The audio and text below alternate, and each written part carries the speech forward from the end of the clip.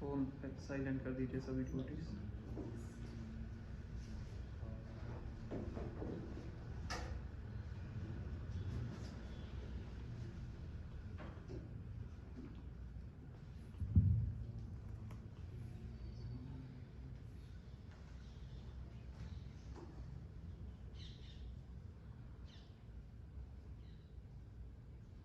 थोड़ा सा लेंस घुमा फोकस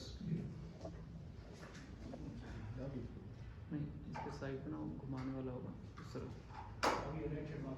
फोकस करने और उल्टी दिशा में घुमाओ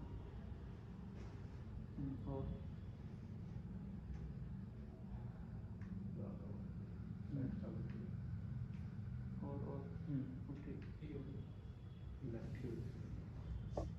चले।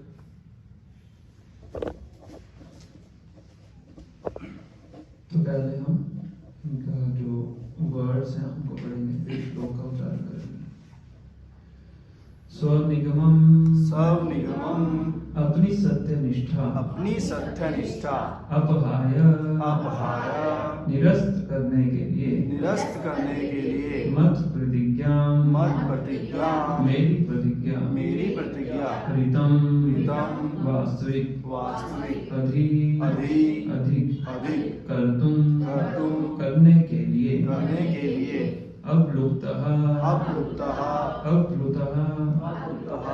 नीचे उतरते हुए रथस्थः रथ से धृत ग्रहण करके रथ चरणः पहिया चक्र अभया तेजी से चले चलद्भुः पृथ्वी को पद दलित करते हरिः सिंह इव सदृश हंतुम मारने के लिए इभं हाथी को गत एक और छोड़कर उत्तरीय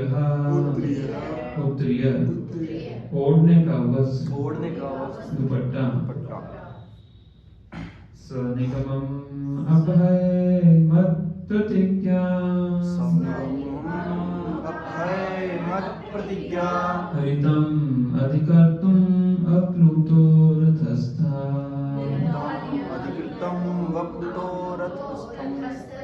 धृतरथश्च नभयश्च दद्भुः हरिरीव हन्तुम् इदं गत उत्रिया हरिरीव हन्तुम् इदं गत उत्रिया स्वनिगमम् अपहाय मत्प्रतिज्ञाम् स्वनिगमम् अपहाय मत्प्रतिज्ञाम् हरितम् अधिकर्तुम् अप्लुतो रथस्थः अधिकृतम् अपृतो रथस्थः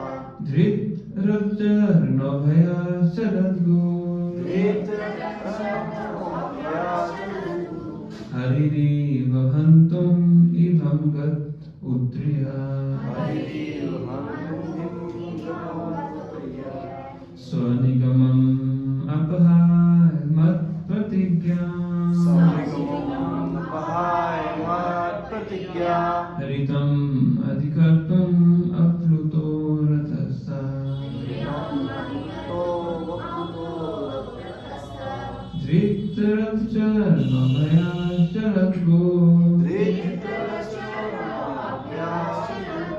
हरिरीव हन्तुम् इदं गत उत्रिया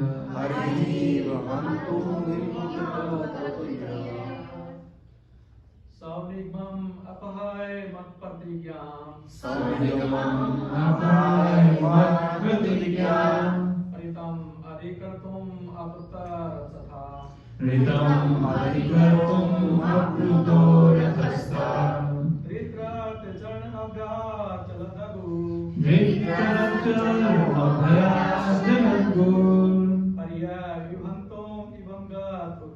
हरिरीव हन्तुम् इदं गत उत्रिया स्वनिगम अपहाय मत्प्रतिज्ञा स्वनिगमम् अपहाय मत्प्रतिज्ञाम् मृतम् धिकृतो वप्लुतो रथस्थः हरितम् अधिकर्तुम् अप्लुतो रथस्थः धृतरथ चरणो अभ्याचल दूगो हरिरीव हन्तुम् भीमगतोत्रिया हरिरीव हन्तुम् इदं गत उत्रिया स्वनिगमम् अपहाय मत्प्रतिज्ञाम् स्वनिगमम् अपहाय मत्प्रतिज्ञाम् व्रतमधिकृतमप्लुतो रथस्य हरितम् अधिकर्तुम् अप्लुतो रथस्थः चरणो अभ्याचलतु हरिरीव हन्तुम् इदं गत उत्रिया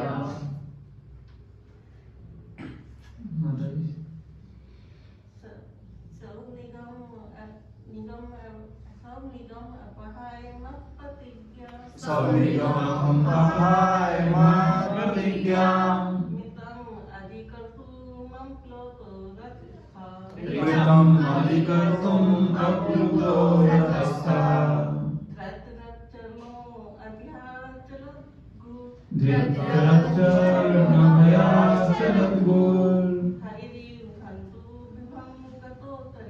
हरिरीव हन्तुम् इदं गत उत्रिया स्वनिगमम् अपहाय मत्प्रतिज्ञाम् स्वनिगमम् अपहाय मत्प्रतिज्ञाम् हितम् अधिकृतुम् विप्लुतो रथस्तथा हितम् अधिकर्तुम् अप्लुतो रथस्थः रथ चरणो अभ्याचलतु धृतराष्ट्रचरणो अभ्याचलतु हरिरीव हन्तुम् इदं गतो उत्रिया हरिरीव हन्तुम् इदं गत उत्रिया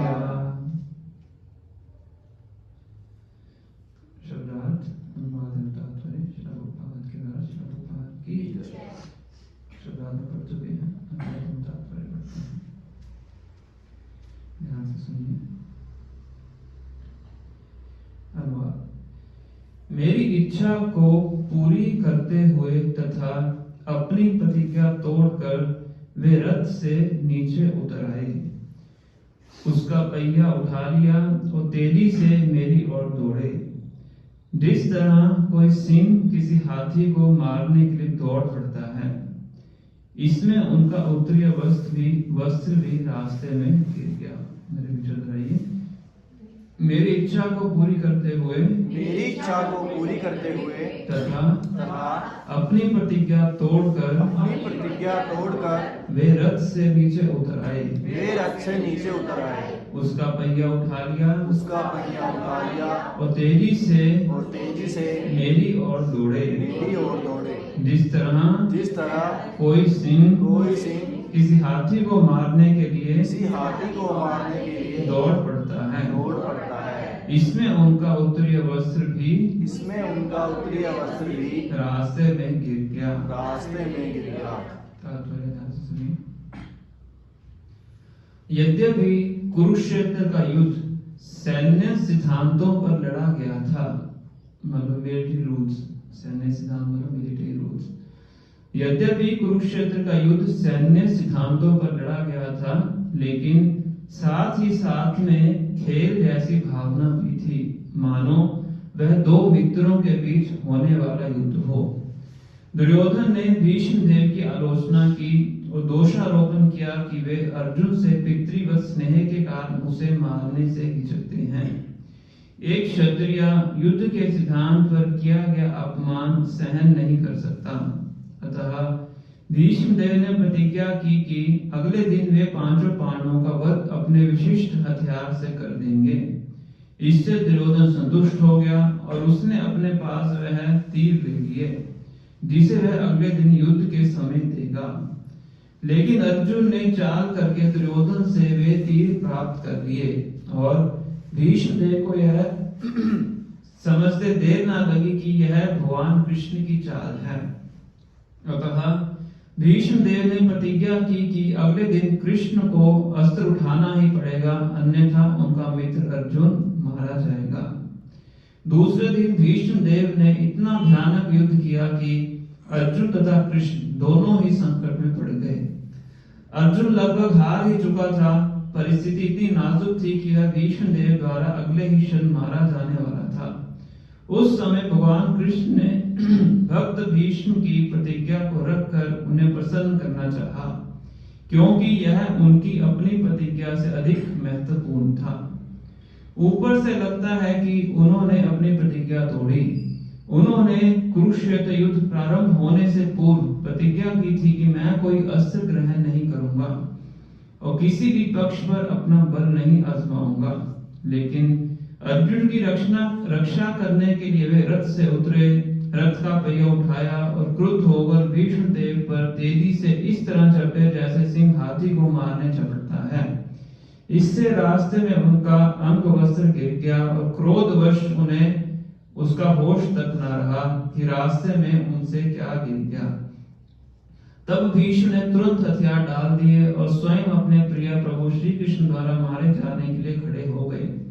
उस दिन का युद्ध उसी क्षण समाप्त हो गया और अर्जुन की प्राण रक्षा हो सकी। निस्संदेह अर्जुन की मृत्यु की कोई संभावना नहीं थी, क्योंकि साक्षात भगवान रथ आरूढ़ थे।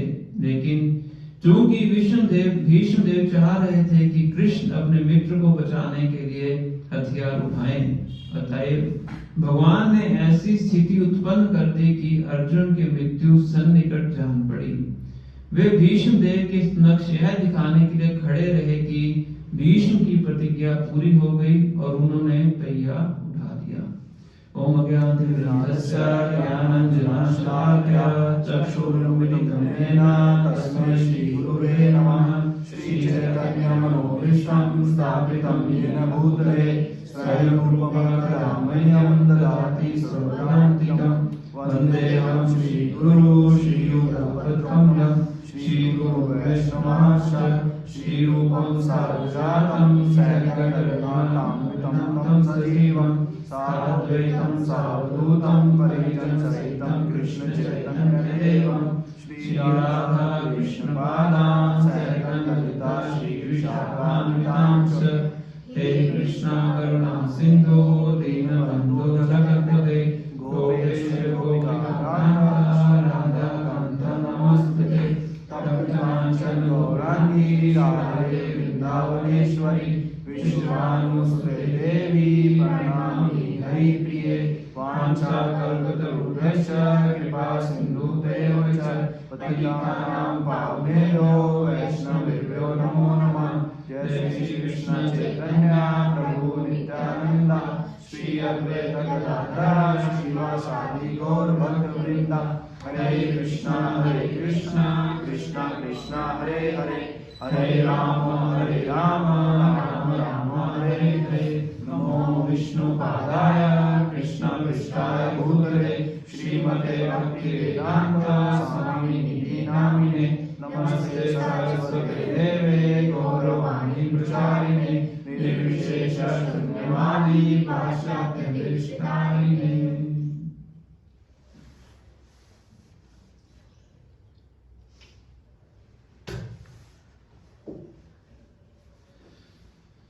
हरे कृष्ण।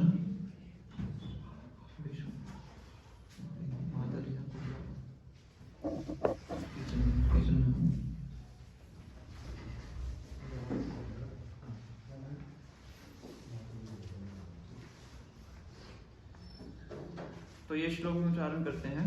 ये दोनों श्लोक एक ही लीला के हैं। मेरे पीछे दोहराइए।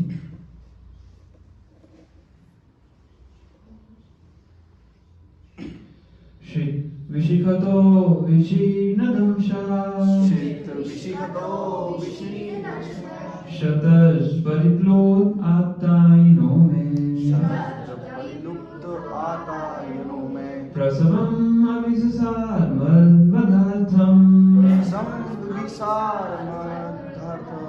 सा भवतु मे भगवान् गतिर्मुकुन्द। सा भवतु मे भगवान् गतिर्मुकुन्द। अनुवाद सुनिए। भगवान श्री कृष्ण जो मोक्ष के दाता हैं, वे मेरे अंतिम गंतव्य हों।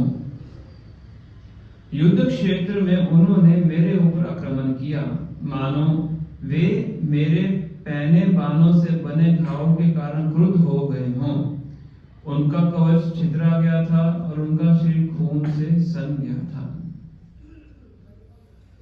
तो हिंदी में इस तरह से ट्रांसलेशन किया हुआ है। तो जैसा कि आप सबको पता है कि भीष्म देव की प्रार्थनाओं के ऊपर हम चर्चा कर रहे हैं।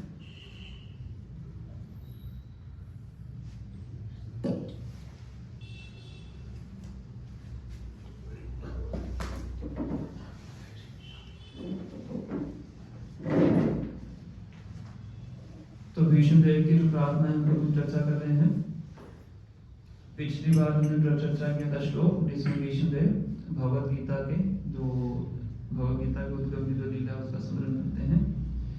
और आज जो हमने 2 श्लोक पढ़े हैं, इसमें भीष्म देव उस लीला का स्मरण कर रहे हैं जिसमें भगवान श्री कृष्ण को मारने के लिए दौड़ते हैं, उसका स्मरण कर रहे हैं और कह रहे हैं कि ऐसे भगवान श्री कृष्ण जो मुझे मारना चाहते हैं वो मेरे अंतिम गंतव्य बने। सा भवतु में भगवान गतिर मुकुंदा। गति मतलब डेस्टिनेशन, अंतिम गंतव्य। मैं शरीर छोड़ने वाला हूँ तो मेरे जो अंतिम गंतव्य बने कौन हो? वही भगवान श्री कृष्ण मुझे मारने के लिए दौड़े थे, जिनका नाम क्या है? मुकुंद। मुकुंद मतलब मुक्ति प्रदान करने वाले। मुख मतलब मुक्ति, मुक्ति प्रदान करने वाले मुकुंद। तो ये पहले हम लीला थोड़ा बताएंगे आपको, फिर आगे श्लोक चर्चा करेंगे। तो पांडव वन के अंदर वनवास का समय बिता रहे होते हैं, तो दुर्योधन को पता लग जाता है कि पांडव कहाँ रुके हुए हैं, क्योंकि सबके गुप्तचर वगैरह थे। क्योंकि अज्ञातवास तो अंतिम का 1 साल था, बाकी जो टाइम था वो तो वनवास था। तो जहां भी पांडव रह रहे होते हैं उसके पास ही वो अपना एक शिविर लगा देते हैं। दुर्योधन और उनकी जो पार्टी होती है, ये सोच के कि यहाँ पे रहेंगे और उनको तंग करेंगे, मारेंगे, जो भी कुछ करेंगे। और 5 पांडव को भी पता होता है दुर्योधन वहां पे रह रहा है, रुका हुआ है। तो इसी दौरान क्या होता है कि एक गंधर्व आके दुर्योधन के जहाँ पे शिविर होता है वहां पे अटैक कर देते हैं। उनका नाम चित्ररथ होता है, गंधर्वों के हेड होते हैं। तो गंधर्व लोग कुछ चीजों के लिए बहुत जाने माने हैं। एक है सुंदरता के लिए, एक है गाने के लिए, बहुत मधुर गाते हैं, और एक है शक्ति के लिए, शक्तिशाली भी होते हैं। तो ये जो चित्ररथ गंधर्व होते हैं क्या करते हैं, दुर्योधन को हरा देते हैं, हरा के बंदी बना के अपने रथ के पीछे रख लेते हैं कि अब इसको मैं लेके जाऊंगा बंदी बना के। कहाँ लेके जाऊंगा? अपने एरिया में, है ना। होगा कुछ आपस में उनका, पता नहीं, इतना तो डिटेल्स मुझे याद नहीं है। उसको पकड़ के उसको ले जाने लगते हैं। तो उस टाइम पे युधिष्ठिर महाराज अर्जुन और भीम को बोलते हैं तुम जाओ और दुर्योधन की रक्षा करो, है ना। और भीम क्रोध में आ जाते हैं। क्यों क्रोध में आते हैं? कि तो अच्छा हो, हमारा काम उसने निपटा दिया, हमें तो वनवास के बाद युद्ध करना ही है ना। क्यों? पता था कि राज्य तो देगा, युद्ध होगा, युद्ध तो अनिवार्य है, तो हमारा काम ये कर रहा है। और युधिष्ठिर फिर चाहते हैं कि उसको बचाएं, है ना। क्या हो गया उनको? युधिष्ठिर महाराज को ऐसे ही सब थोड़ा थोड़ा बोलते थे, द्रौपदी भी बोलती है शतरंज में हार गई, मुझे गाँव पे लगा दिया, भीम भी सब बोलते थे थोड़ा थोड़ा। तो कहते हैं कि ये पता नहीं क्या हो गया इनको। अभी बड़े भाई हैं तो बड़े भाई का जो आदेश है वो तो पालन करना ही है, सब धर्म के अनुसार अपना जीवन व्यतीत करते थे, है ना। आज के भाई होते तो उनको ही बर्खास्त कर देते थे, है ना। और उनके कहने पे अर्जुन और भीम दोनों जाते हैं, और फिर अर्जुन जाके उसको हरा देते हैं गंधर्व को, और दुर्योधन की रक्षा हो जाती है। और उस टाइम पे युधिष्ठिर महाराज अर्जुन और भीम को बोलते हैं ये जो हमारा झगड़ा है वो क्या है? पारिवारिक झगड़ा है, आपस का झगड़ा है, पर बाहर की दुनिया के लिए हम क्या है? हम सब एक हैं। बहुत अच्छी शिक्षा है ना। पारिवारिक झगड़े को क्या कहेंगे, पब्लिक नहीं करना चाहिए, है ना। इससे ये सीखना चाहिए। बहुत अच्छा। युधिष्ठिर महाराज धर्मराज के पुत्र हैं, है ना, धर्मराज हैं, तो हमेशा धर्म की बात करते हैं। तो फिर जाके जब अर्जुन को बचाते हैं तो दुर्योधन, उस टाइम दुर्योधन भी क्षत्रिय स्पिरिट में है, तो दुर्योधन अर्जुन को बोलते हैं तुम मुझसे जो मांगोगे मैं तुम्हें दूंगा। अगर तुम्हें राज्य चाहिए मैं तुम्हें राज्य भी दे देता हूँ, तुम मुझसे मांगो। क्षत्रिय का ऐसा वो होता है, ईश्वरीय भाव। और अर्जुन कहता है कि हमें कुछ नहीं चाहिए, अगर हमें राज्य चाहिए वो लड़के प्राप्त करेंगे, हम ऐसी दी हुई चीज स्वीकार नहीं करते, वो क्षत्रिय है ना। और जब मुझे आवश्यकता होगी मैं मांग लूंगा, है ना। अभी हमें कुछ नहीं चाहिए, हम मांगी हुई चीज रखते नहीं है, हम युद्ध करके राज्य प्राप्त करेंगे। बात खत्म हो जाती है, दोनों वापिस आ जाते हैं, है ना। अब ये बात किसको पता थी? भगवान कृष्ण को पता है ना, तो सर्वज्ञ हैं, सब कुछ पता है। अब क्या होता है, कुरुक्षेत्र का युद्ध हो रहा होता है, काफी दिन निकल चुके होते हैं, और दुर्योधन देखता है कि मेरी सेना के जो मुख्य लोग हैं एक एक करके मर रहे हैं, और पांडव सेना का कोई भी अभी तक महारथी या कोई भी लीडर अभी तक मरा नहीं है। खास करके पांचों पांडवों में कोई नहीं मरा है, और मेरे काफी भाई मर चुके हैं। तो दुर्योधन भीष्मदेव के पास जाके कहता है शिविर के अंदर कि आप क्या कर रहे हैं? पक्षपात कर रहे हैं तो मेरी साइड पे, पर आपका स्नेह पांडवों के प्रति है, वो सबको पता था। युद्ध से पहले जब युद्ध शुरू होने वाला होता है तो युधिष्ठिर महाराज युद्ध शुरू होने से पहले द्रोणाचार्य और भीष्मदेव के पास जाते हैं वो आशीर्वाद देने के लिए, और दोनों ही उनको आशीर्वाद देते हैं विजय भव। दुर्योधन आगे निकाल के देख रहा होता है, गुरु है और भीष्म पितामह है ना, तो स्वाभाविक है आशीर्वाद देते हैं कि विजय भव, विजय प्राप्त। तो दुर्योधन को लगता है कि विष्णुदेव क्या कर रहे हैं? पक्षपात कर रहे हैं, स्नेह के कारण अपने पूरे कौशल से लड़ नहीं रहे हैं, थोड़ा बहुत दिखाने के लिए युद्धमान चला रहे हैं, पर उनको मारना नहीं चाहते।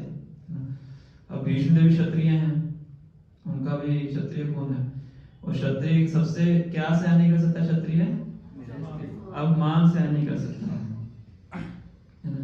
क्षत्रिय शारीरिक कष्ट सहन कर सकता है, पर अपमान सहन नहीं कर सकता है, क्योंकि मन पे ज्यादा कंट्रोल नहीं है।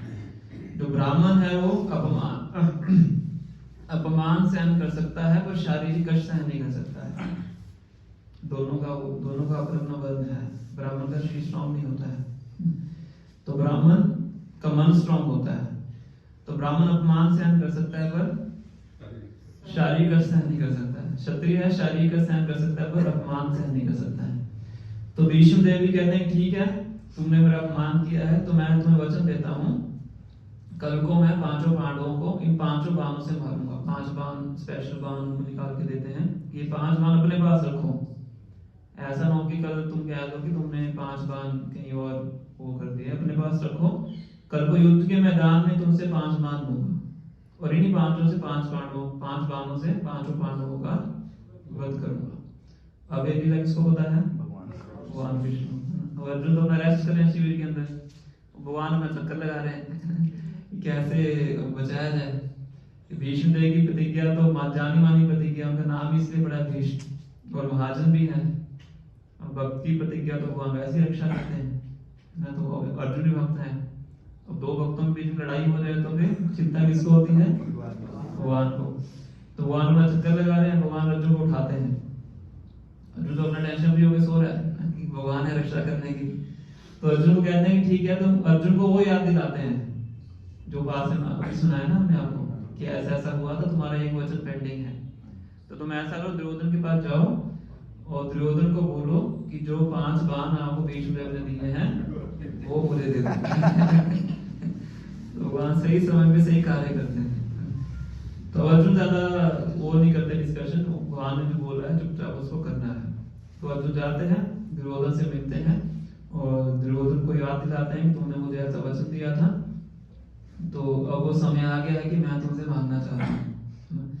तो दुर्योधन कहता है ठीक है मांगो, अगर तुम्हें राज्य चाहिए मैं भी राज्य दे देता हूँ, सेना को वापस ले जाता हूँ। कहते राज्य नहीं चाहिए मुझे, क्या चाहिए? तो बस 5 बाण दे दो, राज्य तो लड़ाई करके ही लेंगे। तो आता है अपना बाण लेके चला जाता है भगवान के सामने जाके, जो भी नष्ट कर देते हैं। अब दुर्योधन जाता है किनके पास? फिर भीष्म देव के पास, है ना। तो भीष्म देव को बताता है कि 5 बाण लेके चले गए। बाहरी रूप से तो भीष्म देव क्रोध दिखाते हैं कि केशव, ये सारी केशव की चाल है, और आंतरिक रूप से प्रसन्न होते हैं कि भगवान किस तरह से अर्जुन की रक्षा करना चाहते हैं। तो फिर दोबारा फिर दूसरी प्रतिज्ञा लेते हैं, कहते हैं कल या तो अर्जुन मरेगा या फिर भगवान श्री कृष्ण को अपना व्रत तोड़ना पड़ेगा, है ना। भगवान भी क्षत्रिय की भूमिका में है, द्वारकाधीश क्षत्रिय है ना, तो वो अपना वचन नहीं तोड़ेंगे। भीष्म देव क्षत्रिय हैं, अर्जुन भी क्षत्रिय हैं, सभी अपने वचनों पे अड़िग हैं। तो या तो भगवान अपना वचन तोड़ें या फिर अर्जुन का उनका वध होगा। तो ये भीष्म देव प्रतिज्ञा ले लेते हैं और भीष्म देव को प्रतिज्ञा पूरी करनी है। तो अगले दिन बताया जाता है कि भीष्म देव बहुत ज्यादा वेग से लड़ते हैं और इतने जोर से लड़ते हैं कि उनका पूरा फोकस किस पे होता है? अर्जुन पे, है ना, कि सारा फोकस क्या है? अर्जुन को खत्म करना है। और भगवान और अर्जुन पूरा डिफेंस करते हैं अपना। तो ऐसा समय आने वाला ही होता है कि अब तो अर्जुन गया, क्योंकि पूरे युद्ध में कोई भी अर्जुन को टच नहीं कर पाया था, किसी कोई बाण अर्जुन को छू भी नहीं पाया था। पर आज तो ऐसा लग रहा था कि क्या हो जाएगा, अर्जुन का वध हो जाएगा। भगवान भी पलट के देखते हैं, पीछे अर्जुन पसीना पोंछ रहा है कि भीष्म देव के साथ कैसे युद्ध करें, पितामह है ना, उन्हीं के वंश के हैं। तो उस समय भी भगवान क्या करते हैं? रथ से नीचे कूद पड़ते हैं। बताया जाता है कि इतने वेग से कूदते हैं, धरती भी हिलती है ना। और कूद के क्या करते हैं? एक रथ का टूटा हुआ पहिया होता है, उसको उठाते हैं और इतने वेग से भीष्म देव की तरफ भागते हैं जैसे कोई जो शेर है हाथी को मारने के लिए भागता है ना, क्योंकि हाथी भी स्ट्रांग है। जो उपमा दी गई है इसके पीछे भी बहुत से कारण होते हैं। हाथी क्या है? जंगल के स्ट्रांग जो पशु हैं उनमें से एक है, और शेर तो राजा ही है। और जब शेर हालांकि उसका साइज छोटा है, हाथी का साइज बड़ा है, पर फिर भी वो हाथी को मार सकता है। तो इसलिए भगवान को शेर से कंपेयर किया गया। तो भगवान रथ से कूदते हैं, जो हमने श्लोक आज पढ़ा है।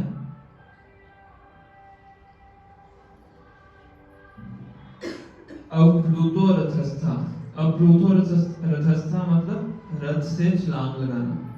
छलांग लगा के उतरते हैं भगवान, ऐसा नहीं कि धीरे धीरे उतरते हैं, क्योंकि एमरजेंसी का समय है, समय में नष्ट नहीं करना है। तो छलांग लगाते हैं, रथ का पहिया उठाते हैं। धृत रथ चरणों, एक राजा मंत्र दीजिए।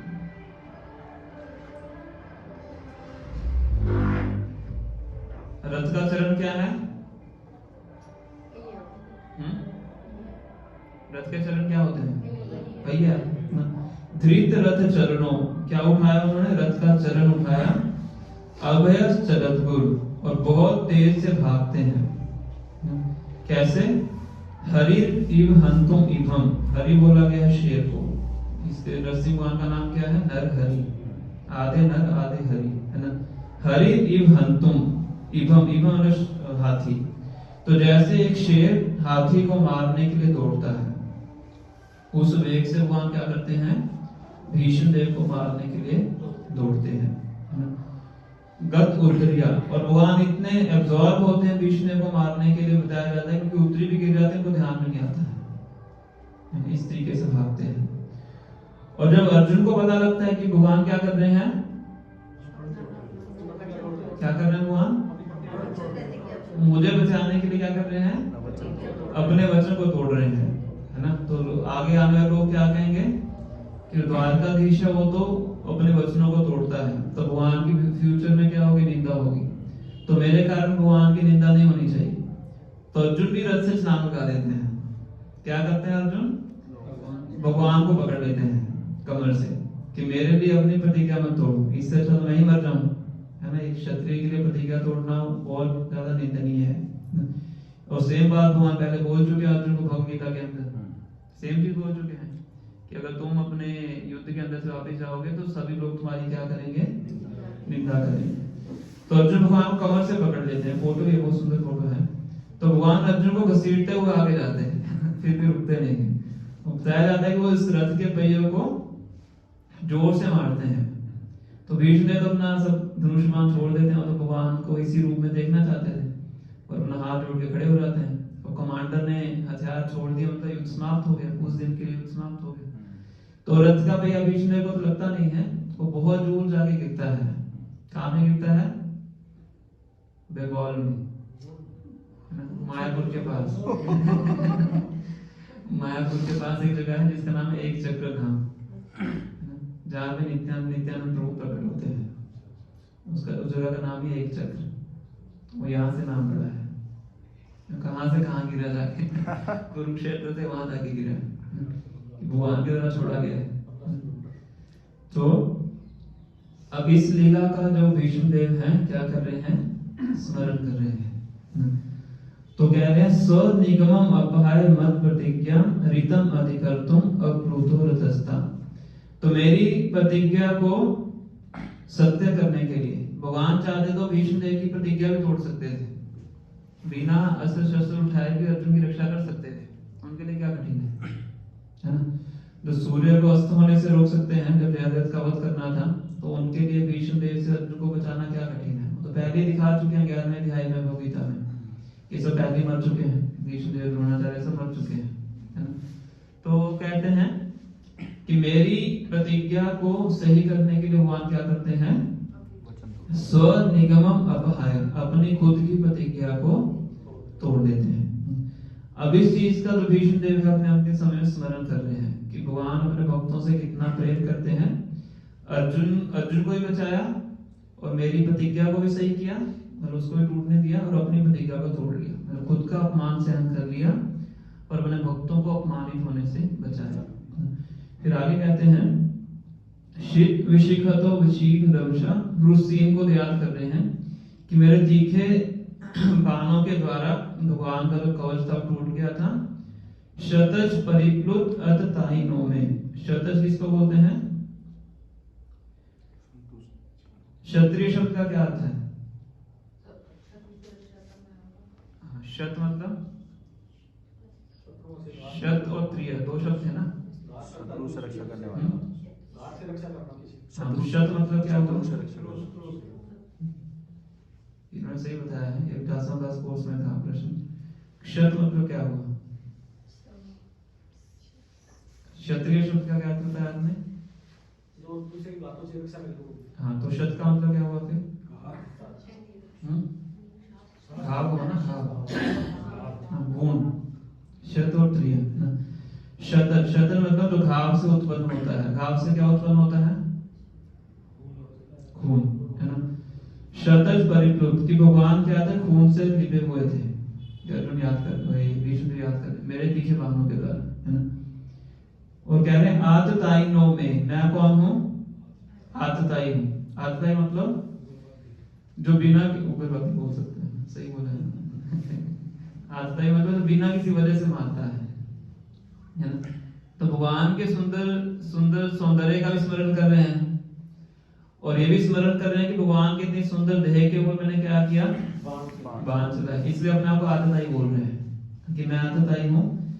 प्रसवम अभिससार मद वधार्थम, मेरा वध करने के लोग भाग के आते हैं, रथ का भी अदृत उठाते हैं वो विष्णु को मारने के लिए ना।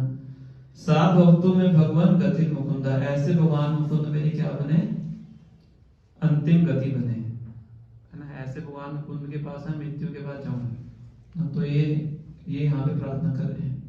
तो दो श्लोक हैं जिनका मैंने पहले आपको पूरी लीला के बारे में बताया है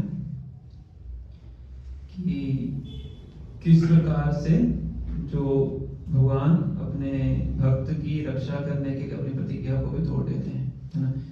इसलिए भगवान भगवत गीता में अर्जुन को बोलते हैं कि हे अर्जुन, तुम इस बात की घोषणा करो कि मेरे भक्त का कभी भी नाश नहीं होता है। कौन्तेय प्रतिजानी ही नामे भक्ता प्रणश्यति, तुम डिक्लेयर करो, मैं डिक्लेयर नहीं करूंगा क्योंकि मैं तो अपना वचन तोड़ देता हूं, है ना। तुम अगर डिक्लेयर करोगे तो लोग इस बात को स्वीकार करेंगे। इसलिए अर्जुन को बोलते हैं हे अर्जुन, तुम इस बात की घोषणा करो कि मेरे भक्त का कभी भी नाश नहीं हो सकता है। अगर हो सकता है तुम्हारी दृष्टि से मेरा भक्त कोई गलत कार्य भी कर दे भक्ति करने के बाद भी, पर फिर भी उसका नाश नहीं होता है क्योंकि मैं उसकी रक्षा करता हूँ, है ना। तो ये भगवान यहाँ पे बताते हैं कि भगवान हमेशा अपने भक्तों को अपने से ऊपर रखते हैं। तो नॉर्मली साधारणतः जो लोग हैं भगवान को किस दृष्टि से देखते हैं, साधारणतः जनरल कंसेप्शन पूछ रहे हैं मुझसे। जो भक्ति नहीं कर रहे हैं, थोड़ा बहुत पूजा पाठ करते हैं घर में, तो उनकी भगवान के प्रति क्या धारणा होती है।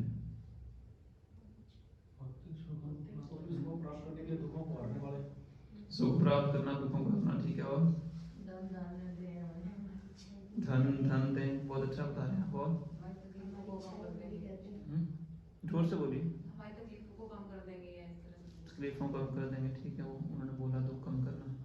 और कोई सुख शांति है, वो भी उन्होंने बोली थी सुख आवे दुख जावे, है ना। तो साधारणतः लोग भगवान को क्या समझते हैं, इसको बोलते हैं ऑर्डर सप्लाई, कि जो हम आदेश दें उसको पूरा करें। होता है कि नहीं, कि जो हम चाहें वो हमारी इच्छा को पूरा करें, है ना। नॉर्मली लोग भगवान को इस दृष्टि से देखते हैं, है ना। अगर इच्छा नहीं पूरी होगी तो हम छोड़ देंगे, है ना। अगर हमारी इच्छा पूरी नहीं होगी तो क्या होगा, हम छोड़ दें। हमारा संबंध आपसे तब तक है जब तक आप हमारी इच्छा पूरी करेंगे। अदरवाइज देवता चेंज कर लेंगे, ये देवता सूट नहीं कर रहा है, ये माता सूट नहीं कर रही है ना, तो क्या करेंगे हम, नेक्स्ट पे जाएंगे। यही होता है। सच है झूठ है, सच है ना। तो भगवान की दृष्टि से देखा जाता है इच्छा पूर्ति के लिए, ऑर्डर सप्लाई, है ना। या फिर अगर और दृष्टि से देखा जाए, जो कि दंड देते हैं, पनिशमेंट गिवर, है ना। जैसे एक बार मैं उसमें देख रहा था कि जो क्रिश्चियन थे, वो कोई रैली वगैरह थी, उसमें तो खड़े हुए थे, वहां पे लिखा होता फियर गॉड, भगवान से डरो ना। भगवान से डरोगे तो आपको कहाँ भेज देंगे, नरक में भेज देंगे, है ना। तो दंड देने वाले या इच्छा की पूर्ति करने वाले ना, नॉर्मली भगवान को इस दृष्टि से देखा जाता है। पर लोग इस चीज को नहीं जानते कि भगवान का अपना भी एक जीवन है, भगवान की अपनी पर्सनल लाइफ है ना। या भगवान का एक अपना धाम है, भगवान के भी अपने मित्र हैं, भगवान के माता पिता हैं, भगवान के प्रेमी हैं, है ना। तो साधारणतः लोग इस चीज को जानते नहीं है, डाइजेस्ट नहीं हो पाता है, क्योंकि इन 2-3 कंसेप्शन से ऊपर उठ ही नहीं पाते हैं, है ना। और बहुत से लोग हैं जो कहते हैं कि भगवान है ही नहीं, और कुछ और है जो क्या कहते हैं कि भगवान तो निराकार है, उनका आकार ही नहीं है। जब आकार ही नहीं है तो फिर उनके तो धाम की बात ही छोड़ दी थी, माता पिता की बात भी छोड़ दी थी, उनके पर्सनल लाइफ की बात ही छोड़ दी। उनके तो हाथ पांव ही नहीं है, ना हाथ है, ना पाँव है, ना मुंह है, ना कान है, वो तो क्या है, रोशनी है ना। तो इस चीज को समझ पाना कि भगवान का भी अपना जीवन है और भगवान के अपने दोस्त हैं, भगवान भी आदान प्रदान करते हैं, ये तो बहुत ज्यादा ऊंची बात हो जाती है ना। इसलिए श्री रूप गोस्वामी भक्ति साम्य सिद्धू में कहते हैं कि शुद्ध भक्ति वो क्या है, सुदुर्लभ, बहुत ही ज्यादा दुर्लभ है, वेरी वेरी रेयर, हर किसी को प्राप्त नहीं होती है। भगवान भुक्ति और मुक्ति, भुक्ति मतलब इंद्रिय भोग और मुक्ति मतलब ब्रह्म ज्योति में लीन होना, इस भौतिक संसार से छुटकारा दिलाना, है ना। तो भुक्ति और मुक्ति भगवान फिर भी दे देते हैं सरलता से। वो तपस्या वगैरह करेंगे, वो यज्ञ वज्ञ करेंगे, आश्रम में यज्ञ किया तो हो सकता है इधर बन जाए, स्वर्ग में चले जाए, वो सब प्राप्त हो जाता है। पर जो शुद्ध भक्ति है वो भगवान सरलता से नहीं देते हैं, देते ही नहीं है। शुद्ध भक्ति कैसे प्राप्त होती है, कृष्ण प्रेम से मिलता है। कृष्ण प्रेम तो शुद्ध भक्ति है, कृष्ण प्रेम से भक्ति कैसे, कृष्ण प्रेम ही भक्ति है। Complete surrender, complete surrender, complete surrender किसके प्रति, भगवान के प्रति, भगवान को हम देख नहीं सकते, कैसे शरणागत होंगे, गुरु के प्रति, गुरु के प्रति। श्रीमद् भागवतम के 5वें स्कंद में बताते हैं, बिना महत्पाद रोजो अभिषेकम, जब तक हम अपना अभिषेक नहीं कर लेते, किससे, महत्पाद, महत्पाद मतलब जो भगवान के शुद्ध भक्त हैं उनके चरणों की रज से, बिना महत्पाद रज, रज मतलब ये जो धूली होती है, अभिषेकम, जब तक हम उनके चरणों की धूली से अभिषेक नहीं करते तब तक शुद्ध भक्ति प्राप्त नहीं हो सकती है ना। तो एक शुद्ध भक्त की शरण ग्रहण करने के बाद ही शुद्ध भक्ति की शुरुआत होती है ना। ऐसा क्यों होता है, भगवान भक्तों को प्रिय है, भगवान भक्तों को प्रिय है, ठीक है। और भगवान भक्तों की लीला दिखाना चाहते हैं, भक्तों के लिए भगवान कुछ भी करते हैं, जैसे अभी प्रतिज्ञा तोड़ दी उन्होंने। प्रतिज्ञा तोड़ दी, अच्छा पॉइंट है। और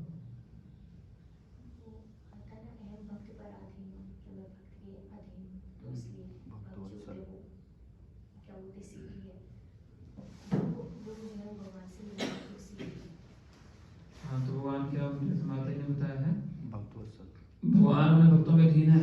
अगर गुरु ने बोल दिया कि इसको स्वीकार करो तो भगवान को स्वीकार करना ही पड़ेगा, है ना। ये भी अच्छा पॉइंट है। और कुछ बताइए।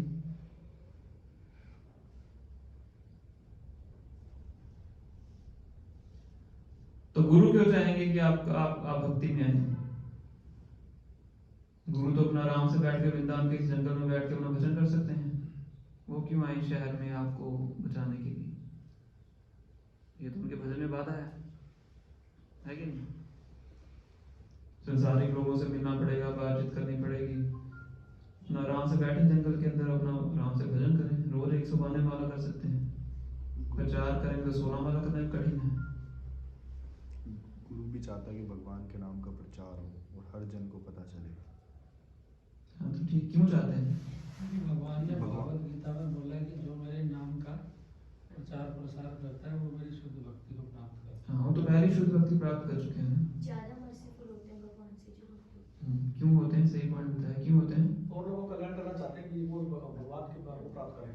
हाँ, क्यों चाहते हैं, पॉइंट ये इन्होंने अच्छा पॉइंट बताया है। गुण होता है ना कार्मिक का, उसका करना के बाद तो क्योंकि ये भागवत में बताया गया है, फर्स्ट कैंटो के फर्स्ट श्लोक के फर्स्ट चैप्टर के फर्स्ट श्लोक में की टीका में बताते हैं विष्णु चक्रवर्ती ठाकुर कि भक्त्या संजायते भक्ति, जो भक्ति है वही भक्ति प्रदान कर सकती है ना। भक्ति मतलब श्रीमती राधा रानी का जो मूर्तिमान स्वरूप है ना। तो भक्ति ही हमें क्या दे सकती है, भक्ति दे सकती है। भक्त्या संजायते भक्ति, तो एक भक्त के हृदय में जो भक्ति है वो उसको फोर्स करती है दूसरों के ऊपर कृपा करने के लिए, उस भक्ति को बांटने के लिए। जो उसके हृदय में भक्ति है, भक्त के हृदय में जो भक्ति है वो क्या करती है, उसको इंस्पायर करती है, उसको फोर्स करती है तुम जाओ और दूसरों को भी भक्ति प्रदान करो। ये भक्ति ही उनको इंस्पायर करती है ना। इसको बोलते हैं भक्त्या संजायते भक्ति। इस तरीके से जो गुरु हैं, इसलिए इस तरीके से जो बद्ध जीवात्माएं हैं उनका उद्धार करते हैं। और जब तक हम उन गुरु के चरणों की रज से अभिषेक नहीं कर लेते, रज के अभिषेक के मतलब क्या है, उनके आदेशों का पालन नहीं करते हैं, तब तक हमें शुद्ध भक्ति प्राप्त नहीं हो सकती है। और जब तक शुद्ध भक्ति प्राप्त नहीं होगी तब तक जो यहाँ पे हम संबंध देख रहे हैं भीष्म देव का भगवान श्री कृष्ण के साथ, ऐसा जो संबंध है वो भगवान के साथ प्राप्त नहीं हो सकता है ना? तो हमें एक चीज हम देख सकते हैं कि जो भी व्यक्ति इस संसार की बात भी अगर हम कर लें कि जो भी आनंद हम प्राप्त करते हैं हम संबंधों से ही प्राप्त करते हैं, बिना रिलेशनशिप के आनंद की प्राप्ति नहीं होती है ना। मान लो किसी के पास करोड़ों रुपए भी हैं पर कोई व्यक्ति उसके पास नहीं है उस ऐश्वर्य को शेयर करने के लिए, तो वो करोड़ों रुपए भी उसको आनंद प्रदान नहीं करते हैं ना। मान लो परिवार में कोई सदस्य है ही नहीं है ना, तो वो ऐश्वर्य, वो धन भी उसको आनंद नहीं दे सकता है ना, जब तक उसके पास कोई है नहीं जिसके साथ उस ऐश्वर्य का भोग कर सके। इससे विपरीत अगर किसी के पास बहुत अच्छे संबंध हैं, बहुत अच्छा परिवार है, चाहे धन भी उसके पास ना हो फिर भी खुश रहता है। क्यों? क्योंकि संबंधों से उसको क्या प्राप्त होता है, आनंद प्राप्त होता है ना? संबंधों से कष्ट भी प्राप्त होता है क्योंकि वो संबंधों से आनंद की उम्मीद करता है ना। तो यहाँ के जो संबंध है वो तो त्रुटिपूर्ण है ना, पर सभी संबंधों की परफेक्शन क्या है, सभी संबंधों की पराकाष्ठा क्या है, भगवान के साथ जो हमारा संबंध है वो सभी संबंधों का क्या है, पराकाष्ठा है। टॉप मोस्ट रिलेशनशिप क्या है, भगवान के साथ रिलेशनशिप को डेवलप करना है। और वो रिलेशनशिप हमारी कैसे डेवलप होती है, शुद्ध भक्ति प्राप्त करने से ना। और शुद्ध भक्ति प्राप्त होती है हमारी गुरु के आदेशों का पालन करने से ना। इस तरीके से हम भगवान के साथ अपना जो संबंध तो सबका है पर हम उसको भूल चुके हैं ना, तो वो जो हमारा संबंध है उसको पुनः हम जागृत कर सकते हैं ना। तो फिर अलग अलग प्रकार से हम भगवान श्री कृष्ण के साथ आदान प्रदान कर सकते हैं। और यहाँ पे भीष्म पे हम देख रहे हैं लड़ाई करके भी भगवान की बॉडी से खून निकाल के भी क्या कर रहे हैं, उस संबंध को रैलिश कर रहे हैं और भगवान भी रैलिश कर रहे हैं है ना। क्योंकि ये 7 जो गौण रस है उनमें से एक रस ये है, भयानक रस है, वीर रस, भयानक रस भी उसमें। तो इन रसों का साधन भगवान यहाँ पे युद्ध भूमि में भीष्म देव के साथ करते हैं। और भीष्म जी महाजन है ना। अगर भगवान का युद्ध करना भी है तो भगवान अपने भक्तों के साथ युद्ध करके आनंद प्राप्त करते हैं। हिरण्यकश्यप और हिरण्याक्ष ये दोनों कौन थे, भगवान के द्वारपाल, जय और विजय थे। तो वो भगवान को आनंद देने के लिए यहाँ पे आते हैं। ये जो श्राप की लीला है कि उनको 4 भगवान श्राप देते हैं, तो ये मेन पॉइंट नहीं है। आंतरिक कारण क्या था कि भगवान युद्ध करना चाहते थे और युद्ध करना है तो उनके साथ का चाहिए ना व्यक्ति युद्ध करने के लिए ना, बाकी तो ऐसे ही हवा हमारे से उड़ जाएंगे। तो इसलिए वैकुंठ के जो पार्षद है वही जाते हैं नीचे क्या करने के लिए, भगवान को युद्ध का आनंद देने के लिए। और 3 बार बन के आते हैं, हिरण्यकश्यप, हिरण्याक्ष, रावण, कुंभकर्ण और शिशुपाल और दंतवक्र। और गौर लीला में आते हैं जगाई और मदाई, जगाई मदाई बन के आते हैं। गौर लीला में तो आना है तो भगवान की मधुर लीला है। तो इस तरीके से आगे भगवान के साथ क्या करते हैं, हम आदान प्रदान करते हैं। तो इसी से भक्त को आनंद प्राप्त होता है। भगवान जब यहाँ पे अवतरित होते हैं धराधाम के अंदर, उनका मुख्य कारण यही होता है कि अपने भक्तों के साथ आनंद उठाना। परित्राणाय साधूनां विनाशाय दुष्कृताम्, ये भगवान का मुख्य कारण नहीं है, ये सेकेंडरी रीजन है। ये तो भगवान के बिना आए भी काम चल सकता है ना। तो मुख्य कारण क्या है, जो भीष्म देव सबसे पहले श्लोक में बताते हैं, स्वसुखम, आनंद की प्राप्ति करना किसके साथ, अपने भक्तों के साथ है ना। तो अगर ये आनंद हमें चाहिए तो क्या करना होगा, गुरु के आदेश को शुद्ध भक्ति प्राप्त करनी होगी ना। शुद्ध भक्ति प्राप्त करने के लिए सबसे पहला स्टेप क्या है, साधना भक्ति है ना, जो हम गुरु के आदेश और शास्त्रों के आदेश के अनुसार करते हैं। तो अधिकांश हम सब किस स्तर पे हैं, अभी साधना भक्ति के स्तर पे है। तो इसलिए हमें क्या करना चाहिए, अच्छे से साधना भक्ति का पालन करना चाहिए, जिसमें सबसे इम्पोर्टेंट अंग कौन सा है? 16 माला का जप। साधना भक्ति में सबसे इम्पोर्टेंट अंग है चैंटिंग करना, श्रवणम कीर्तनम विष्णु स्मरणम। तो चैंटिंग जो है सबसे मुख्य अंग है। तार मध्य सर्वश्रेष्ठ नाम संकीर्तन, पूरे अंगों में सबसे श्रेष्ठ क्या है? भगवान के नाम का उच्चारण। तो इसका अगर हम पालन करते रहेंगे साधना भक्ति का अच्छे तरीके से, धीरे धीरे हम जाएंगे फिर भाव भक्ति पे, है ना। फिर भाव भक्ति के बाद कहाँ पे जाएंगे हम? प्रेम भक्ति के ऊपर। तो वहां जाके फिर हम भगवान के साथ ही जो आदान प्रदान है उसको कर सकते हैं, है ना?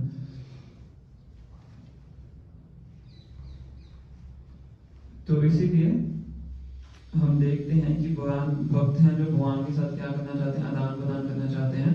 और भगवद गीता में हम देखते हैं 11वें अध्याय के अंदर कि जब भगवान अर्जुन को अपना विराट रूप दिखाते हैं तो थोड़े समय के लिए तो अर्जुन देखते हैं, फिर उसके बाद जो उनको लगता है कि ये तो भगवान का ऐश्वर्य है, भगवान अपना विराट रूप दिखाते हैं पहले, फिर उसको काल रूप भी दिखाते हैं, है ना। और काल रूप को देख के अर्जुन के अंदर भय उत्पन्न हो जाता है, भयानक रस जो मैं बात कर रहा हूँ उस रस का स्वादन करते हैं। फिर उसके बाद वो भगवान से प्रार्थना करते हैं कि मेरे दोबारा अपना द्विभुज रूप दिखाएं, इस रूप को मैं ज्यादा नहीं देखना चाहता हूँ, क्योंकि उस रूप के साथ आप आदान प्रदान नहीं कर सकते, है ना। विराट रूप के साथ क्या आदान प्रदान करोगे? कपड़े पहना सकते हो विराट रूप को?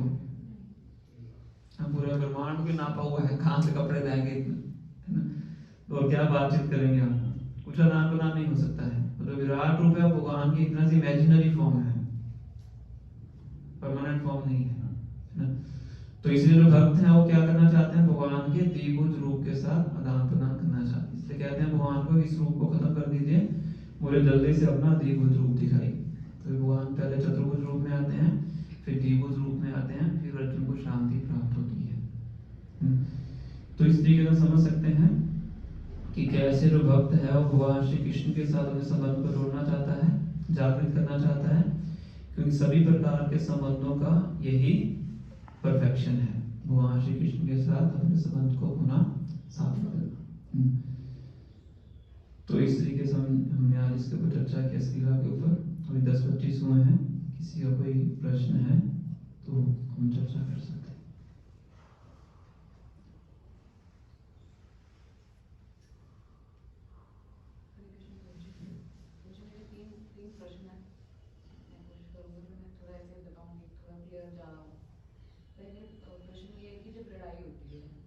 काफी लोग ना इस चीज को कनेक्ट नहीं कर पाते हैं कि भगवद गीता में सिर्फ लड़ाई के विषय में बात हो रही, तो हमारा कंसेप्ट नहीं है, रिलेट नहीं कर पाते हैं।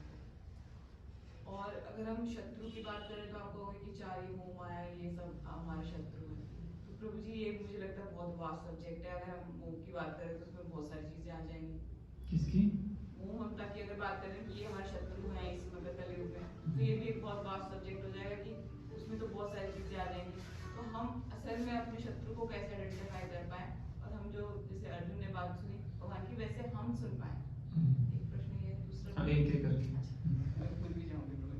हाँ नहीं, वरना मैं भूल जाऊंगा। तो पहला प्रश्न है माता जी का कि जैसे भगवद गीता युद्ध के मैदान में बोली गई तो शत्रु थे आमने सामने, पर हमारा तो सिचुएशन है नहीं, तो हमारे शत्रु आंतरिक हैं, काम, क्रोध, लोभ, मोह, मत्सर। ये प्रश्न आपका है। तो इन शत्रुओं के ऊपर विजय कैसे प्राप्त करें? तो मुझे हम जिसको मतलब आइडेंटिफाई भी कर पा सकते हैं कि भी ये मतलब अगर हम क्रोध में हैं तो कभी क्रोध करना जरूरी भी है, तो कि ये वाला क्रोध सही है, ये वाला क्रोध सही है, कौन से वाले क्रोध को गलत, हर क्रोध गलत नहीं हो सकता। इसीलिए मतलब उसको आइडेंटिफाई भी नहीं कर पाते हैं, लड़ना तो दूर की बात है। तो भगवान भगवद गीता के 3रे अध्याय के अंतिम चरण में इसका वर्णन करते हैं। तो प्रमुखता भगवान 2 शत्रुओं का वर्णन करते हैं कि उन 2 से वाक्य उत्पन्न होते हैं। तो भगवान कहते हैं काम एषा, क्रोध एषा, रजोगुण समुद्भवा, महाआश्मा महापाप्मा, विधि एनम ही वैरिना। वैरी मतलब शत्रु, है ना। तो कह रहे हैं कि 2 शत्रु हैं, काम एषा, क्रोध एषा। काम और क्रोध कहां से उत्पन्न होते हैं? रजोगुण समुद्भवा, रजोगुण से उत्पन्न होते हैं, है ना। महाआशनो, आशनो मतलब खाने वाला, जो जीवात्मा को पूरी तरह से निकल जाते हैं। महापापमा, जो जीवात्मा से बहुत बड़े बड़े पाप करवाते हैं। दो शत्रु, काम और क्रोध। और ये दोनों ऐसी चीज हैं जिसमें जीवात्मा की विवेक बुद्धि काम करना बंद कर देती है, काम में भी और क्रोध में भी। दोनों में उसकी डिस्क्रिमिनेटिंग पावर है, राइट और रॉन्ग के बीच में जो डिस्क्रिमिनेट करने की जो पावर है वो खत्म हो जाती है ना। क्रोध में आगे व्यक्ति को नहीं पता लगता है कि इसका परिणाम क्या निकलने वाला है, या पता भी है तो उसके अंदर शक्ति नहीं रहती है, वो कार्य करता है, गलत और सही में पहचान भूल जाता है। ऐसे ही काम के अंदर होता है। तो इसलिए भगवान इसको क्या बोल रहे हैं, वैरी, शत्रु है। तो फिर आगे भगवान बताते हैं कि शत्रु को मारना है तो सबसे पहले पता होना चाहिए शत्रु रहता कहां पे है। तो भगवान इसकी 3 जगह बताते हैं, है ना। मनो इंद्रियानी बुद्धि, मन, बुद्धि और इंद्रियां, इन 3 जगहों पे रहता है काम रूप क्रोध। कहां पे? मन में, बुद्धि में और इंद्रियों में, है ना। आपके मन में क्या आता है, वेग आता है। वेग मतलब जैसे पानी का वेग होता है ना, भाग के ले जाता है, उसको वेग बोलते हैं, है ना। पुशिंग बोल सकते, अर्ज बोल सकते हैं, है ना। तो वो आपके मन में आती है। अब उस अर्ज के ऊपर एक्शन कैसे लेना है वो आपकी बुद्धि बताती है। विदाउट इंटेलिजेंस आप उस काम नहीं कर सकते, है ना। अब बुद्धि बताती है कि तू ये कर, वो कार्य कौन करता है, वो आपकी इंद्रियां करती हैं। तो इन 3 जगहों पे जो काम रूप क्रोध है वो बैठता है। फिर भगवान कहते हैं अगर इस शत्रु पे विजय प्राप्त करनी है तो इन तीनों जगह पे काम करना पड़ेगा आपको, है ना। युद्ध होता है ना, तो जो सबसे पहला कार्य होता है कि शत्रु कौन से बंकर में छुपा हुआ है ना। इतनी शक्ति तो उनकी ये ढूंढने में जाती है शत्रु कहां पे है। अगर पता लग जाए कि बंकर कहां पे है फिर उसके बाद वो एरोप्लेन जाता है, वहां पे बम फोड़ देता है। तो ये तो भगवान ने बता दिया कि शत्रु कहां पे आता, काम तो मेरा कर दिया भगवान ने, है ना। मन में है, बुद्धि में और इंद्रियों में है। अब इन पॉइंट्स पे जाके शत्रु को यहाँ पे मारना है ना। अब इंद्रियों के स्तर पे भगवान कहते हैं कि 4 नियमों का पालन करो। भगवान जो कहते हैं तस्मात् त्वम इंद्रियाणि आदो मतलब बिगनिंग, शुरुआत कहां से करो, इंद्रियों से करो, क्योंकि इंद्रियां क्या है, ग्रॉस है। माइंड इंटेलिजेंस क्या है, सूक्ष्म है, उसके लिए ज्यादा शक्ति चाहिए। तो शुरुआत कहां से करो, इंद्रियों से करो। तो इंद्रियों से पहले काम को निकालेंगे। कैसे निकालेंगे, काम और क्रोध को 4 नियमों का पालन करके। जो 4 नियम हम बताते हैं कि मांसाहार नहीं करना है, उल्टे संबंध नहीं करना है, नशा नहीं करना है, जुआ नहीं खेलना है। ये चारों आइटम्स के कौन से स्तर पे हैं, इंद्रियों के स्तर पे हैं। तो ये हमने क्या किया, इंद्रियों के ऊपर कार्य किया है। सेकंड क्या है, इंटेलिजेंस। इंटेलिजेंस के लिए भगवान कहते हैं कि एवं बुद्धे परम बुद्धवा संसभ्य आत्मना जहि शत्रु महाबाहो काम रूपम दुरासदम, कि शत्रु को मार दो। कैसे, इंटेलिजेंस के स्तर पे दिव्य ज्ञान प्राप्त करके। इसे 4थे अध्याय का नाम है दिव्य ज्ञान। मतलब शास्त्र का अध्ययन करके हम जो इंटेलिजेंस में शत्रु छुपा हुआ है उसको मारते हैं। कि शास्त्र अध्ययन करना आपकी बुद्धि का कार्य है, इंटेलिजेंस का कार्य है। तो हम स्क्रिप्चर्स पढ़ते हैं, भगवगीता पढ़ते हैं, भागवतम पढ़ते हैं, तो फिर हम क्या करते हैं, बुद्धि में जो काम छुपा हुआ है उसका वध करते हैं, काम और क्रोध। ये हो गया इंटेलिजेंस का लेवल। थर्ड है हमारा माइंड, है ना। तो माइंड के लिए बोलते हैं कि भगवान का सानिध्य प्राप्त करते हैं, उससे हमारा मन और जो आत्मा है वो स्ट्रॉन्ग बनती है। उसके लिए हमारा जो 16 माला हम जप करते हैं, उसके माध्यम से हम सोल को शक्तिशाली बनाते हैं, भगवान का संग देते हैं। और साथ में जो हमारा जो मन है, क्योंकि भगवान का ध्यान करते हैं तो उसमें जो काम और क्रोध छुपा हुआ है उसका वध होता है। तो माइंड, इंटेलिजेंस एंड सेंसेस, 4 नियमों का पालन करना, शास्त्रों को पढ़ना और भगवान के नामों का जप करना। कि जो मन है सभी इंद्रियों का राजा है ना। इसलिए मन शक्तिशाली बन जाता है, मन आपके वश में आ जाता है, बाकी इंद्रियां सब वश में आती हैं। तो इसे जब ध्यान से करते हैं तो बाकी इंद्रियों पे नियंत्रण कर पाना बहुत बहुत ईजी हो जाता है। इसलिए जप करें, 4 नियमों का पालन करें और शास्त्र अध्ययन करें। ये 3 कार्य करेंगे तो जो शत्रु है, भगवान कह रहे हैं जय शत्रु महाभाव, हे महाभाव, हे अर्जुन, इस शत्रु को मार दो। कौन सा शत्रु? काम रूपम दुरासदम, जो काम और क्रोध के रूप में आपका शत्रु है, इसको मार दो। किसके द्वारा? मन, बुद्धि और इंद्रियों के ऊपर अपना कार्य करके। ये तरीका है। ठीक है। दूसरा प्रश्न ये है प्रभु जी कि और जैसे आपने बताया कि अर्जुन भी थे और भीष्म दोनों ही डिवोटी थे, है? तो वो उनका अपना उनकी अलग कंसेप्ट है कि पर फिर भी भगवान के लिए दोनों प्रिय थे, तो वो कैसे मतलब कि मुझे समझ नहीं आया कि दोनों मतलब वो एक तो डायरेक्टली उनसे बात कर रहा है भगवान से, है ना, और दूसरे डायरेक्टली बात नहीं कर रहे पर फिर भी उनके डिवोटी हैं, फिर भी मतलब बातों का आदान प्रदान हो रहा है। कैसे मतलब भगवान के अगर जैसे उनको उनके हिसाब से जैसे भगवान कह रहे हैं वो सही कह रहे हैं, उनको भी उनके साथ हो जाना चाहिए, उनको गिव अप कर देना चाहिए, उन्होंने वो चीज नहीं करी पर फिर भी भगवान के लिए अच्छे हैं, तो वो कैसे? तो हमारी जो सही गलत की धारणा होती है ना, उसका जो आधार होता है हमारा मन होता है ना। इसलिए हमारे एक आचार्य बोलते हैं ऐ भला ऐ मंद सकले मनेर भ्रम, ये राइट है ये रॉन्ग है, सब क्या है? मन का भ्रम है। क्योंकि हम अपने पिछले संस्कारों के द्वारा या अपनी परसेप्शंस के द्वारा सही गलत बताते हैं, तो वो दोनों ही गलत हैं क्योंकि हम मन के आधार पे चलते हैं। आज किसी चीज को सही कह रहे हैं, कल उसी चीज को गलत बोलते हैं, है ना। पर जो एब्सोल्यूट लेवल होता है, एब्सोल्यूट लेवल मतलब इस वही जगह से परे, दिव्य स्तर जो होता है, उस पे सही और गलत दोनों सही होते हैं। समझे? मतलब कि भगवान दिव्य स्तर पे क्या होता है, सब कार्य भगवान की संतुष्टि के लिए किए जाते हैं। तो बाहरी रूप से वो कार्य गलत भी हो सकता है जनरल कंसेप्शन के थ्रू, पर क्योंकि भगवान श्री कृष्ण की संतुष्टि के लिए किया गया है तो कार्य सही है। वैसे रॉन्ग है। अब आधी रात को किसी लड़की का घर से भाग के जाना जंगल में, वो गलत है सही है? गलत है। तो जो गोपियां हैं उन्होंने यही किया, वो सबसे उत्तम कोटि के भक्त हैं। श्री चैतन्य महाप्रभु जो कि परम सन्यासी हैं, वो क्या कहते हैं? रम्या कशिद उपासना व्रज वधु वर्गीय कल्पिता, कि हमें उपासना कैसे करनी है? व्रज वधुओं के पग चिन्हों में चल के। तो गोपियां हैं, उनके पग चिन्हों में चल के हमें भगवान की भक्ति करनी है। कौन कह रहे हैं? श्री चैतन्य महाप्रभु, जिनको क्या बोला गया? न्यासी चूड़ामणि, जो कि सभी सन्यासियों में टॉप मोस्ट हैं। समझ? तो एब्सोल्यूट लेवल है, वहां पे राइट और रॉन्ग दोनों राइट हैं, पर जो भौतिक जगत है उसमें राइट और रॉन्ग दोनों ही रॉन्ग है। तो अगर हम बीच में देखो गलत बोल रहे हैं तो वो भी गलत है, पर जिनको राइट बोल रहे हैं वो भी गलत है, क्योंकि एब्सोल्यूट लेवल पे दोनों राइट है।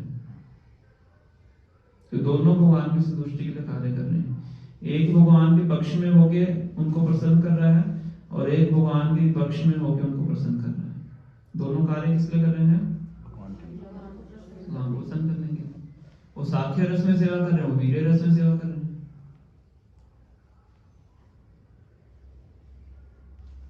वो सखा बन के प्रसन्न कर रहे हैं भगवान को, वो प्रतिद्वंदी बन के प्रसन्न कर रहे हैं। तो उनका उद्देश्य क्या है दोनों का? भगवान को प्रसन्न करना। बकरूर के आते हैं, कंस के लिए कार्य कर रहे थे, पर भगवान को लेने जाते हैं वृंदावन से। भगवान को बुलाया उन्होंने माता पिता से, वसुदेव और देवकी से, तो है तो कंस की पार्टी के आदमी, पर किनकी प्रसन्नता के लिए कार्य कर रहे हैं? भगवान की प्रसन्नता के लिए। वो कंस के पास रुके इसलिए हुए थे कि एक दिन भगवान की सेवा का मौका मिलेगा। बाकी सभी उद्धव छोड़ के चले जाते हैं कंस को, उनके डर से भाग जाते हैं, और क्रूर नहीं जाते। तो भीष्म देव ऑपोजिट पार्टी में है, तो वो भी भगवान की इच्छा है, भगवान की प्रसन्नता के लिए ही वो कार्य कर रहे हैं। अदरवाइज कैसे भगवान अंतिम समय में उनको अपने दर्शन देने आते हैं। और महाजन भी, भीष्म देव महाजन का मतलब क्या कि मुझे सीखना है ना? तो सीखेंगे तभी क्योंकि शुद्ध भक्त हैं, है ना? जैसे स्पाई होते हैं, स्पाई जासूस दूसरे देश में रहते हैं, तो किसकी पार्टी के आदमी होते हैं? इस्राइल देश की पार्टी के आदमी, तो हैं दुर्योधन की तरफ, पर किस पार्टी में है? पांडवों की पार्टी में, मतलब भगवान के भक्त हैं। ठीक है, तो मैंने दोनों चीजें बताई आपको, सही और गलत की क्या पहचान होती है। ठीक है, तीसरा प्रश्न।